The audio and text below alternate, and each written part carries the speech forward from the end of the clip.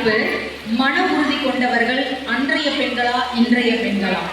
ஆரம்பத்திலே ஐயா சொல்லிட்டாரு, அர்த்தநாரீஸ்வரராக இருந்து மட்டுமே என்னால் தீர்ப்பு வழங்க முடியும் என்று. ஆக அர்த்தநாரீஸ்வரராக அவையை அலங்கரித்திருக்கக்கூடிய நடுவர் அவர்களுக்கும், உண்மையை உறக்க சொல்லி அன்றைய பெண்களே என்று வாதிட வந்திருக்கக்கூடிய எங்கள் அணி பேச்சாளர்களுக்கும், இல்லாததை இருப்பதாக சொல்லி நம்ப வைக்கலாம் என்று பகல் கனவோடு அமர்ந்திருக்கக்கூடிய எதிரணி பேச்சாளர்களுக்கும் என்னுடைய வணக்கங்கள்.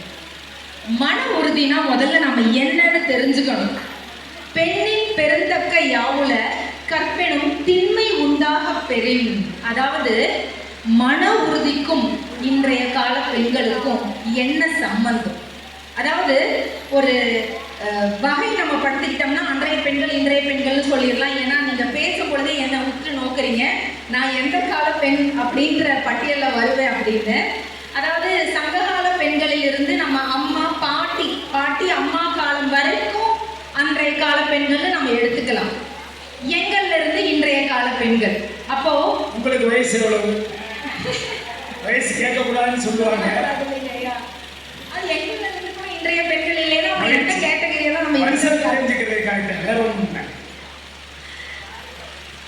அப்போ இன்றைய கால பெண்கள் அன்றைய கால பெண்கள் நம்ம ஒரு வரையறை அடக்கினா மட்டும்தான் நம்ம பேசுவதற்கு அது சரிப்பட்டு வரும். ஏன்னா அணித்தலைமைங்கிற முறையில் அந்த வரையறையை நானே சொல்லிடுறேன்.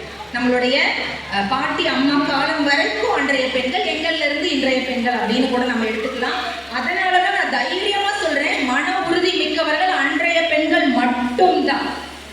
ஏன் அப்படின்னம்னா, அதாவது இன்றைய பெண்கள் நான் உட்பட, அதனாலதான் நான் என்னையும் இந்த வரையறைக்குள்ள சேர்த்துக்கிறேன்.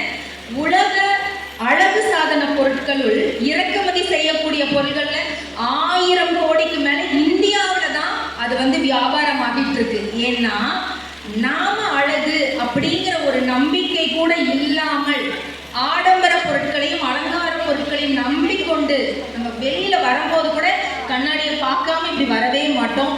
அந்த மன உறுதி கூட இல்லாதவர்கள் தான் இன்றைய பெண்கள். ஆனா அன்னைக்கு எத்தனை பிரச்சனைகள் வந்தாலும் அப்படி புன்னகையோடு கடந்து போவாங்க நம்மளுடைய அம்மா பாட்டி எல்லாமே. நான் சங்க காலம்னு சொன்னதுனால அந்த உதாரணத்தில் நான் ஒரு சில உதாரணம் மட்டும் இங்க முன்வைக்கிறேன். ஈன்று புறத்தருதல் எந்தலை கடனே. அதாவது போருக்காக நாட்டுக்காக ஒரு மகனை பெற்றெடுத்து கொடுக்கக்கூடியது என்னுடைய கடன் ஒரு தாய் நினைச்சா பார்த்தீங்களா, அவள் தான் தன்னம்பிக்கைக்கும் மன உறுதிக்கும் ஆகச் சிறந்த உதாரணம். அதை எடுத்துக்கிட்டோம்னா நம்ம காப்பிய கண்ணகி, நம்மளுடைய தலைவிகள், அரசிகள். அதாவது இந்த காலத்துல எல்லாம் கணவனோ வெளியூர் போயிட்டாலோ பிள்ளைகளை ஹாஸ்டல்ல விட்டுட்டாலோ அவங்க போன் நாட் ரீச்சபிள் வந்தாலோ சிக்னல் கிடைக்கலைனாலோ அவ்வளவுதான். நமக்கு ஆதி முதல் அந்தம் வரை இன்றைய பெண்களுக்கு ஆடி. ஆனா அன்றைய பெண்கள் எப்போ வருவான், எப்படி வருவான், உயிரோட வருவானா அல்லது சடலமா வருவானான்னு கூட தெரியாம நம்பிக்கையின் அடிப்படையில் மன உறுதியோடு தானும் தைரியமாக இருந்து தன்னை சுற்றி இருக்கிறவர்களுக்கும் தைரியத்தை கொடுத்தாங்க பார்த்தீங்களா. அந்த கால பெண்கள் தான் மன உறுதியினுடைய அடையாளங்கள், அச்சாணிகள். அது நாம எதுவுமே மறுக்கக்கூடாது. ஆனா இன்றைய கால பெண்கள் எப்படி தெரியுமா இருக்காங்க? அதாவது சில மாவட்டங்கள் இன்னமும் அந்த வழக்கம் உண்டு. திருமண சடங்குகள்ல நிலவாசல்ல நாளி அப்படின்ற படியை வச்சுட்டு நிறைய நெல்லை நிரப்பி அந்த புதுமண பெண் அந்த நாளியை தள்ளி விட்டா அந்த நெல் போய் சிதறும். அது எதற்காக அப்படின்னம்னா, அந்த பெண் அந்த புகுந்த வீட்டுல காலடி எடுத்து வைக்கும் பொழுது செல்வமும் குணமும் அந்த வீட்டுல